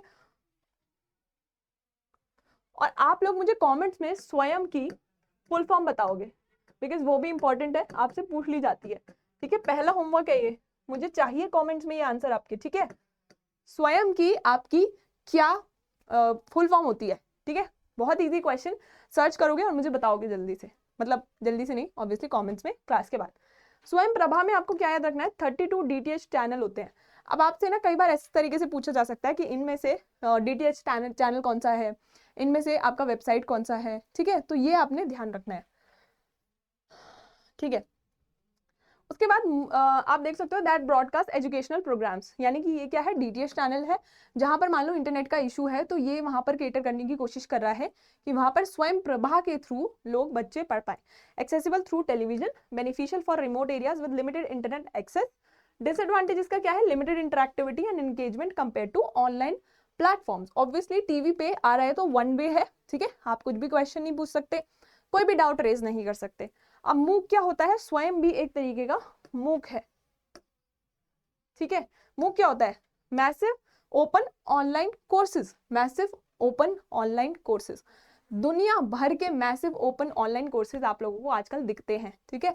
डिफरेंट चीजों पे डिफरेंट कोर्सेज आप ले सकते हो, उनमें एनरोल कर सकते हो एंड उनको पढ़ सकते हो, ठीक है। Online courses available for anyone to enrol, covering a vast range of topics. Flexible learning, flexible होता है, कभी भी पढ़ सकते हो, ठीक है। Diverse offerings from various institutions world wide. Quality can vary, may lack personalised support. कई बार क्या होता है, ऑनलाइन बहुत सारे ऐसे होते हैं प्लेटफॉर्म्स जिन पे बहुत सारा सपोर्ट अवेलेबल होता है, आपको मेंटोरशिप मिलती है, जैसे हमारे में भी आप देख सकते हो, हमारे प्लेटफॉर्म पे भी आपको मेंटोरशिप मिलती है। और इसी से मुझे याद आया कि कल आपका लास्ट डे है, आप एनरोल कर सकते हो, आपने बेसिकली फुल कोर्स में भी एनरोल कर सकते हो, मेरे सिंगल कोर्स में भी एनरोल कर सकते हो। कोड आपका रहेगा KPR नेट, ठीक है, तो इससे आपको 50% ऑफ मिल जाएगा कल तक, तो आप एनरोल कर सकते हो एंड 50% ऑफ आप अवेल कर सकते हो इस कोड से। एंड काफ़ी अच्छे तरीके से हमारे प्लेटफॉर्म पे क्या होता है, आपको पर्सनलाइज्ड मेंटरशिप मिल सकती है, आप आराम से कभी भी बात कर सकते हो अपने मेंटोर से एंड कोई भी जो इशू आ रहा है उसको रिजॉल्व कर सकते हो। लेकिन बहुत जगह पे ये पर्सनलाइज्ड मेंटरशिप जो होती है, पर्सनलाइज्ड सपोर्ट, ये मिसिंग रहता है, कहाँ पर, मूक में, यानी massive online open online courses में। अब अगर मैं बात करूं, अभी हमने बहुत सारी चीजें पढ़ ली, ठीक है, समय कम है इसलिए बार बार रिवाइज नहीं करा सकती, आप लोगों को दिक्कत हुए किसी भी टॉपिक में तो वापस से जाके वीडियो को एक बार रिविजिट कर लेना, ठीक है। अभी ऑलमोस्ट 1 घंटा होने को आया है, मेरा मैक्सिमम ये रहेगा कि 1.5 घंटे में मैं इसको ट्राई करूं खत्म करने का, ठीक है। टीचिंग सपोर्ट सिस्टम अब हम पढ़ेंगे। अभी हमने देखो, अभी हमने ऑफलाइन वर्सेज ऑनलाइन मेथड्स पढ़े, ये 3 बहुत ज्यादा इंपॉर्टेंट है। चलो टीचिंग सपोर्ट सिस्टम हम लोग देखेंगे, तो वहां पे हमें क्या देखना है, हमें एक तो ट्रेडिशनल देखने हैं, प्लस हमें क्या देखने हैं, आपको मॉडर्न देखने हैं और आईसीटी बेस्ड देखने हैं। ये 3 तरीके के टीचिंग सपोर्ट सिस्टम हम लोग देखने वाले हैं। अब ट्रेडिशनली क्या चीजें सपोर्ट करती थी जब वाइल वी वर टीचिंग, तो these are conventional methods used in education primarily involving direct instruction and face to face interaction, जैसे कि अब teacher centred approach, teacher centred approach. अभी क्या हम किस चीज पे ध्यान दे रहे हैं, स्टूडेंट सेंटर्ड अप्रोच पे। ये स्टूडेंट को सेंटर बना के अपनी टीचिंग अप्रोच को आप फ्लेक्सिबल करो। लेकिन पहले क्या होता था, टीचर अपने अकॉर्डिंग एक अप्रोच सेट करता था, उस अकॉर्डिंग पढ़ा देता था। Use of text book and printed material, बहुत ज्यादा प्रिंटेड मटीरियल का, टेक्स्ट बुक का यूज होता था, बिकॉज हमारे पास हर चीज अवेलेबल तो थी नहीं इंटरनेट पे, हर चीज हमें जाके बुक्स में ढूंढनी होती थी, टेक्स्ट बुक में ढूंढनी होती थी। चॉक एंड टॉक मेथड, ठीक है, चॉक आपको पता ही है एंड टॉक भी आपको पता है, तो चॉक एंड टॉक मेथड आपका किस में आएगा, traditional teaching support system. Limited student engagement and interaction, simple सी चीज है, आज आपको जितना फ्लेक्सिबिलिटी हम लोग देते हैं उतना हमें थोड़ी मिलती थी। हमारे टीचर्स बोलते थे कि भाई चुप रहो, शांति से सुनो जो हम बोल रहे हैं। डर भी लगता था क्वेश्चन पूछने में कि टीचर डांट ही ना दे कि क्या पूछ लिया, स्टूपिड सा क्या क्वेश्चन पूछ लिया। लेकिन आज ये बहुत अच्छी बात है कि आप लोगों के पास ये फ्लेक्सिबिलिटी है कि आप जो भी क्वेश्चन आ रहा है आपके दिमाग में आप पूछ सकते हो, है ना, यू हैव दैट फ्लेक्सिबिलिटी। चलो, evaluation through standardised test, evaluation होता था, ठीक है, टेस्ट होते थे, स्टैंडर्ड टेस्ट हुआ करते थे, तो वो आपका रहेगा। अब एग्जाम्पल क्या हो जाएंगे, लेक्चर्स, रिसाइटेशंस, क्लासरूम डिस्कशंस, ठीक है, सारी चीजें आएंगी कहाँ पर, ट्रेडिशनल में, ठीक है। ध्यान रहेगा क्या क्या चीजें हमने अभी पढ़ी, चॉक एंड टॉक मेथड, ठीक है, टेक्स्ट बुक का यूज, ठीक है, लिमिटेड स्टूडेंट इंटरेक्शन, ठीक है, उसके अलावा इवैल्यूएशन थ्रू स्टैंडर्डाइज्ड टेस्ट, ठीक है। एग्जाम्पल्स अगर हम देखें तो लेक्चर्स रहेंगे, रिसाइटेशंस रहेंगे और क्लासरूम डिस्कशंस रहेंगे। Which of the following is characteristic of traditional teaching? तो जी बहुत आसान है, यहाँ पर टीचर सेंटर्ड इंस्ट्रक्शन आपका रहेगा आंसर, बिकॉज स्टूडेंट सेंटर्ड आपका ट्रेडिशनल नहीं है, आपका न्यू है, ये मॉडर्न है। बच्चों को आज़ादी बहुत ज़्यादा दे दी गई है, अच्छी भी चीज़ है पर थोड़ी थोड़ी कई बार मिसयूज हो जाती है, तो चलो कोई नहीं। चलिए, कोलैबोरेटिव लर्निंग आपने अभी देखा था, कोलैबोरेटिव लर्निंग आपका न्यू कॉन्सेप्ट है, बहुत पुराना कॉन्सेप्ट नहीं है, तो ट्रेडिशनल में नहीं आ सकता। इंटरैक्टिव टेक्नोलॉजी यूज, ये भी आप लोगों ने अभी देखा कि हमारा टेक्नोलॉजी बोल रही हूँ, ट्रेडिशनल में हमारा क्या था, हमारा लिमिटेड इंटरेक्शन था, तो यहाँ पर तो इंटरेक्शन पूरा पूरा हो रहा है, तो ये भी नहीं होगा, तो यानी हमारा आंसर क्या है, टीचर सेंटर्ड इंस्ट्रक्शन। चलो, मॉडर्न टीचिंग सपोर्ट सिस्टम की अगर हम बात करें तो यहाँ पर हमारा more interactive and student centred approach रहेगा and often incorporating a variety of teaching strategies, मतलब एक तरीके से पढ़ाने की कोशिश नहीं करेंगे, हर बार कुछ नया लाने की कोशिश करेंगे। जैसे कि अगर हम लोग अभी की बात करें तो हम लोग रोज क्लास कर रहे थे, लेकिन मेरे दिमाग में ये आया कि हफ्ता खत्म हो रहा है, तो क्यों ना वन शॉट से एक बार में बच्चों को कंटेंट दे दिया जाए। तो एक तरीके से डिफरेंट डिफरेंट चीजें हम करते हैं सो दैट बच्चों का जो नीड्स हैं वो पूरा हो पाए, है ना। Emphasis on student engagement, student के ऊपर, एंगेजमेंट के ऊपर ध्यान रहता है। Use of diverse instructional strategies, that is group work, project based learning, है ना। एक्टिव लर्निंग एनवायरमेंट्स, मतलब बेसिकली उनको ऐसा लगना चाहिए कि हाँ हम बहुत एक्टिवली लर्न कर रहे हैं, ऐसा नहीं लगना चाहिए कि मतलब बस हो रहा है, चल रहा है ना, ठीक है। Formative assessments to monitor progress, ठीक है, फॉर्मेटिव असेसमेंट्स। अब फॉर्मेटिव और सब्जेक्टिव में क्या होता है, समेटिव में क्या होता है, वो हम अभी देखेंगे थोड़ी देर में, ठीक है। तो आपको ध्यान रखना है कि मॉडर्न टीचिंग सपोर्ट सिस्टम में हमने क्या पढ़ा है, फॉर्मेटिव असेसमेंट। अब देखो ये बहुत इंपॉर्टेंट है, कोलैबोरेटिव लर्निंग, ठीक है, इन टर्म्स की मीनिंग आपको पता होने चाहिए, बहुत इंपॉर्टेंट है ये। Inquiry based learning, collaborative learning, और इसके अलावा अगर मैं देखूं फ्लिप्ड क्लासरूम, जिसके ऊपर पूरा का पूरा हम लोग अभी देखेंगे, ठीक है, 3-4 स्लाइड्स सिर्फ फ्लिप्ड क्लासरूम पे ही है हमारी। उसके बाद अगर हम देखें ICT based teaching support system क्या होते हैं, आईसीटी बेस्ड मतलब अगर आपको याद हो तो हम लोगों के इसमें सिलेबस में भी मेंशन्ड है, ठीक है, information and communication technology based teaching support system. अब वो क्या है, देखो, it involves using technology to enhance teaching and learning process. अब क्या क्या हो सकता है इसमें, तो integration of digital tools and resources. अब यहाँ पर मैं पीपीटी में आपको पढ़ा रही हूँ, वो भी तो एक तरीके का क्या है, एक तरीके की टेक्नोलॉजी यूज ही है। इंटरैक्टिव एंड मल्टीमीडिया कंटेंट, मैं यहाँ पर आपको कोई वीडियो प्ले करके अगर समझाना चाह रही हूँ कोई चीज, तो वो भी क्या है, टेक्नोलॉजी रिलेटेड, आईसीटी रिलेटेड है। Online collaboration in communication platforms, ये भी। फिर उसके बाद access to a wealth of information and resources, obviously चीज है कि आपका इंटरनेट पे इतनी सारी चीजें आपको अवेलेबल मिलती हैं, वो भी किसकी देन है, आपका ICT बेस्ड टीचिंग मटेरियल का, ठीक है। एग्जाम्पल देख लीजिए, लर्निंग मैनेजमेंट सिस्टम, ठीक है, लाइक मूडल, गूगल क्लासरूम्स, फिर उसके बाद ई लर्निंग प्लेटफॉर्म स्वयं, मूक, है ना, अभी पढ़े हैं हमने ये, एजुकेशनल सॉफ्टवेयर एंड एप्लीकेशंस। तो अब हम लोग बहुत ज़्यादा करीब आ गए हैं अपने सेशन को एंड करने के, ठीक है। तो ये है हमारे evaluation system. Choice based system मैंने इसमें इंक्लूड नहीं किया है, वो हम जब MCQs करेंगे ना तब हम कवर कर लेंगे। देखो अभी तक की जो क्लास है वो आई होप आप लोगों को समझ आ रही होगी। आज हम जो करेंगे वो हमारा 1 आवर समथिंग का जो भी क्लास ये रहेगा, थोड़ा सा एक्सीड करेगा। तो ये आपका कॉन्सेप्ट बिल्डिंग है, ठीक है। बहुत सारी चीजें यहाँ पर मैंने आपके साथ में डिस्कस करी हैं। अब 2 से 3 या 4 मान लो ग्रुप में ऐसे डिवाइड करूंगी जहां पर बहुत ज्यादा आपसे पूछे गए हैं, नए कॉन्सेप्ट हैं, और उनको मैं इंक्लूड करूंगी आपके एक MCQ बेस्ड 1 शॉट में, जहां पर आपके जितने भी नए कॉन्सेप्ट है वो हम कवर करेंगे। आज यहाँ पर जो भी आपका सिलेबस में था वो सारा हमने कवर किया है। सिलेबस खोल के रखना और मेरी क्लास खोल के रखना, आपको समझ आ जाएगा, ठीक है। चलिए,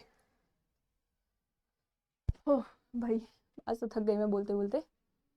चलो 1 घंटे का लाइव भी लेती हूँ मैं, बट 1 घंटे में पता ही नहीं चलता है, यहाँ पे शायद बोलना पड़ रहा है ना कॉन्टिन्यूसली, इसलिए ऐसा हो रहा है। चलिए, तो फॉर्मेटिव इवैल्यूएशन अभी मैंने आपको बोला था, समेटिव और फॉर्मेटिव ये हम अभी पढ़ेंगे। अभी देखो हम क्या पढ़ रहे हैं, इवैल्यूएशन सिस्टम्स। अब ना जो हिंदी वाले बच्चे हैं वो परेशान ना हो जाए, इन लास्ट कुछ स्लाइड्स में आपका हिंदी का मटेरियल नहीं है क्योंकि टाइम थोड़ा कम था, बट आपको जो वो मिलेगा ना PDF मिलेगा टेलीग्राम पे, उसमें हिंदी का मटेरियल भी आपका रहेगा, ठीक है। तो प्लीज कमेंट में परेशान मत हो जाना कि मैम हिंदी का मटेरियल तो दिया नहीं आपने, है ना।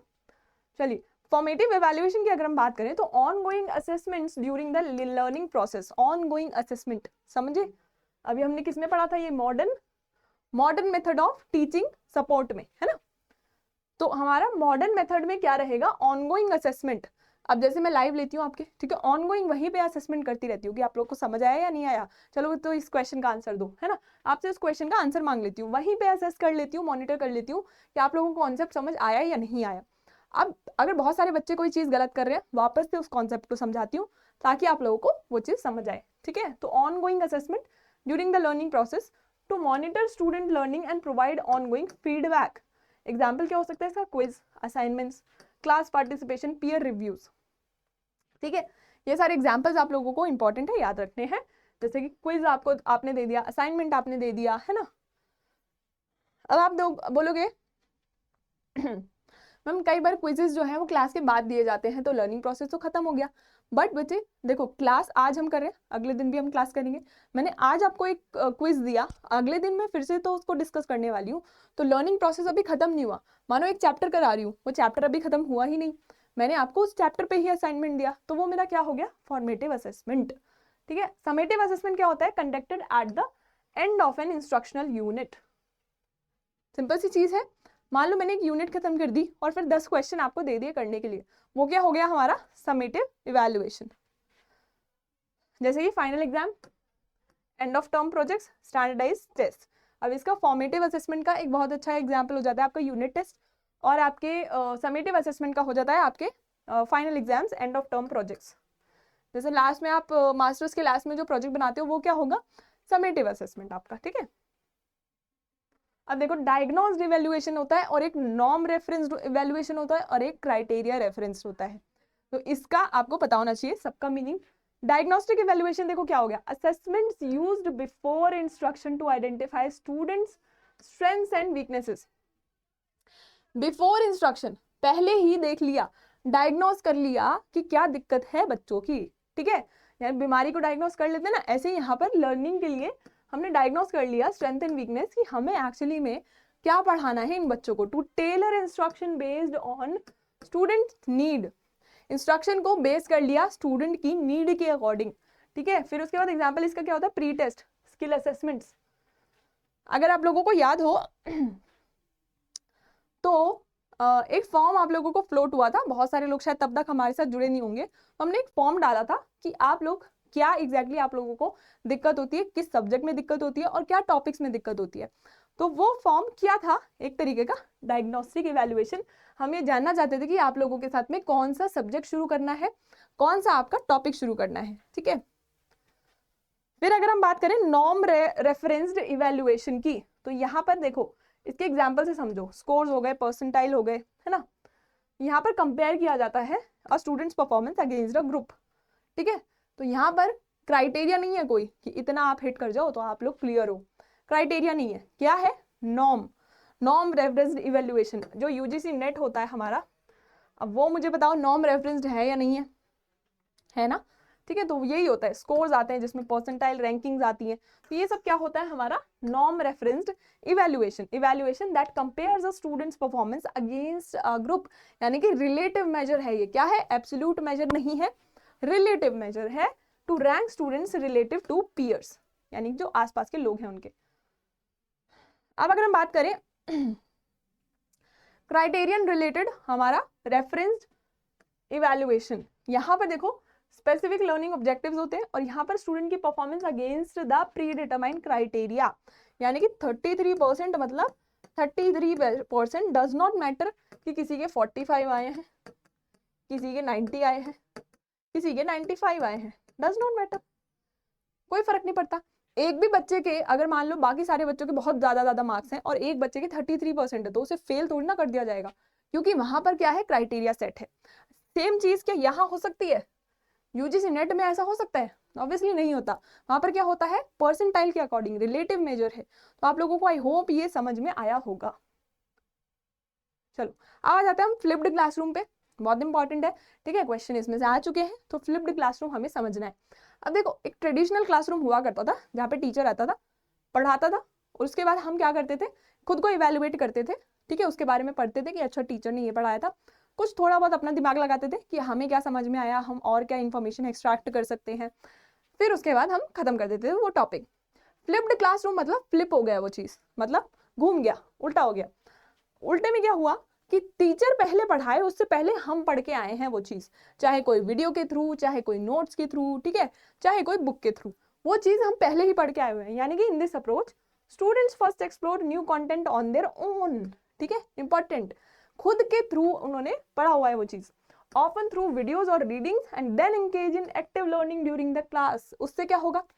उससे ये होगा कि बच्चों ने पहले ही थोड़ी सी अंडरस्टैंडिंग है टॉपिक को लेके, उसके बाद उन्होंने टीचर का क्लास देखा, उसमें वो पार्टिसिपेट कर पाएंगे। एक तो टीचर कुछ भी पूछ रहा है उसका आंसर दे पाएंगे, खुद बहुत बहुत क्वालिटी वाले क्वेश्चंस पूछ पाएंगे, क्योंकि ऑब्वियसली उन्होंने जब टॉपिक पढ़ा है तो बेसिक अंडरस्टैंडिंग तो उन्हें हो गई। अब वो क्या करेंगे, एडवांस अंडरस्टैंडिंग के लिए क्वेश्चनिंग करेंगे, तो बहुत अच्छे से डीप अंडरस्टैंडिंग आपको हो जाती है अगर आप क्या करते हो, फ्लिप्ड क्लासरूम का आप यूज करते हो। तो बहुत बार आपने देखा होगा कि जब हम वीडियो डालते हैं तो कुछ देर पहले से ही हम आपको बताने लगते हैं कि आज आपको किस चीज की वीडियो मिलने वाली है। तो आप लोग बिल्कुल इस चीज का यूज कर सकते हो, आप पहले से वो चीज पढ़ के आओ एंड देन फिर आप क्या करो, उस क्लास को लो, ठीक है।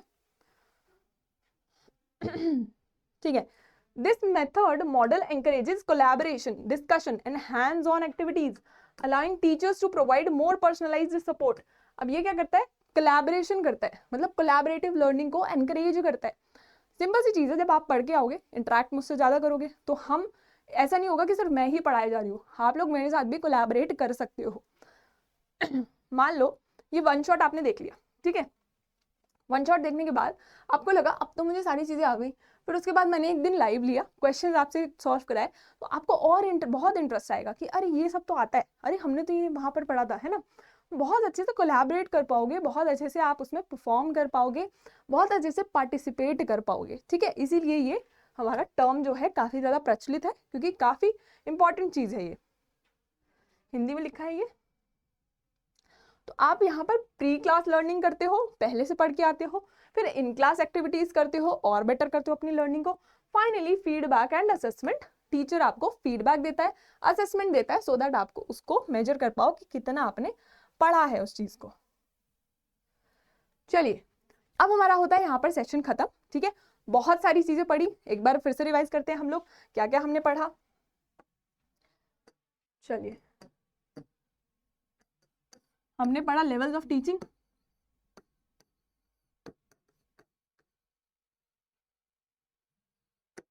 हमने इंपॉर्टेंट टर्म्स पढ़े, जैसे कि हमारा क्या क्या टर्म्स पढ़े, जल्दी से सोचो। हमने पढ़ा कि इंस्ट्रक्शन क्या होता है, ठीक है, हमारा टीचिंग क्या होता है, हमारा किस तरीके से दोनों डिफरेंट हैं, ठीक है। फिर उसके बाद कंडीशनिंग क्या होता है, इंडोक्ट्रिनेशन क्या होता है, वो सारी चीज़ें पढ़ी। लेवल्स ऑफ टीचिंग पढ़े, किसने वो लेवल्स दिए थे, क्या क्या उनके फीचर्स होते हैं, प्रोज एंड कॉन्स, सब कुछ देखे। फिर उसके बाद हमने क्या पढ़ा, हमने पढ़ा टीचिंग एड्स, एक तरीके से बोल सकते हो, या सपोर्ट मटेरियल, है ना, जिसमें हमने 3 तरीके के सपोर्ट मटेरियल देखे।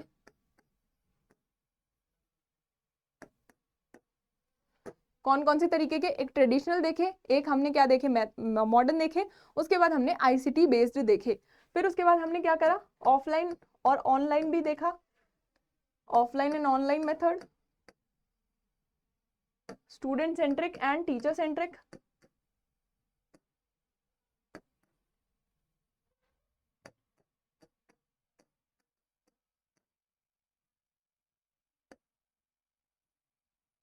और लास्ट में हमने इवैल्यूएशन किया। इवैल्यूएशन के टाइप्स पढ़े, 5 टाइप्स। और आपको क्या किया, आप लोगों को समझाया कि किस तरीके से फ्लिप्ड क्लासरूम हमारा काफी इंपॉर्टेंट टॉपिक हो जाता है। अब देखो, आपको मुझे स्वयं की फुल फॉर्म बतानी है कमेंट्स में, ठीक है। और दूसरा आपको मुझे बताना है कि जो हमारा यूजीसी नेट होता है, जो हमारा एग्जाम है एनटीए यूजीसी नेट, वहां पर हमारा कौन सा क्राइटेरिया ऑफ इवैल्यूएशन यूज होता है।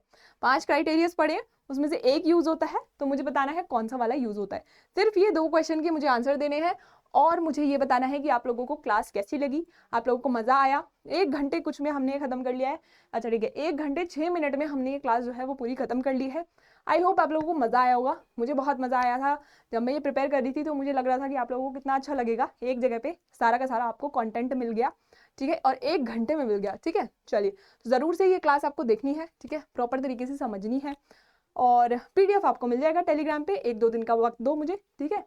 एंड इसके अलावा बस खुश रहो, मस्त रहो, पढ़ते रहो, और सब्सक्राइब कर लो यूजीसी नेट चैंपियंस को अगर आप लोगों ने नहीं किया है। और जो लोग ऑलरेडी सब्सक्राइब कर चुके हैं वो लाइक एंड शेयर कर दो, मतलब जो लोगों ने सब्सक्राइब नहीं किया है वो सब्सक्राइब कर दो, लाइक एंड शेयर भी करो। एंड बस इसी तरीके से बहुत ज़्यादा क्वालिटी कंटेंट के लिए हम लोगों के साथ जुड़े रहो। और जो भी आप लोगों को नीड है, कोई टॉपिक है जो आप पढ़ना चाहते हो, वो आप कमेंट्स में लिख सकते हो। जो मेरे बच्चे जो मेरे साथ में लाइव में जुड़े हुए थे, आप लोग परेशान मत हो, लाइव क्लासेस भी चलती रहेंगी, क्योंकि मेरा टारगेट ये रहता है कि एक यूनिट जो है हम 1 हफ्ते में खत्म करें। तो अगर मुझे लगता है वो बहुत ज़्यादा एक्सटेंड हो रहा है, तो मैं वन शॉट के थ्रू इसी तरीके से आपका वो चीज़ कंप्लीट करा दूंगी, ठीक है।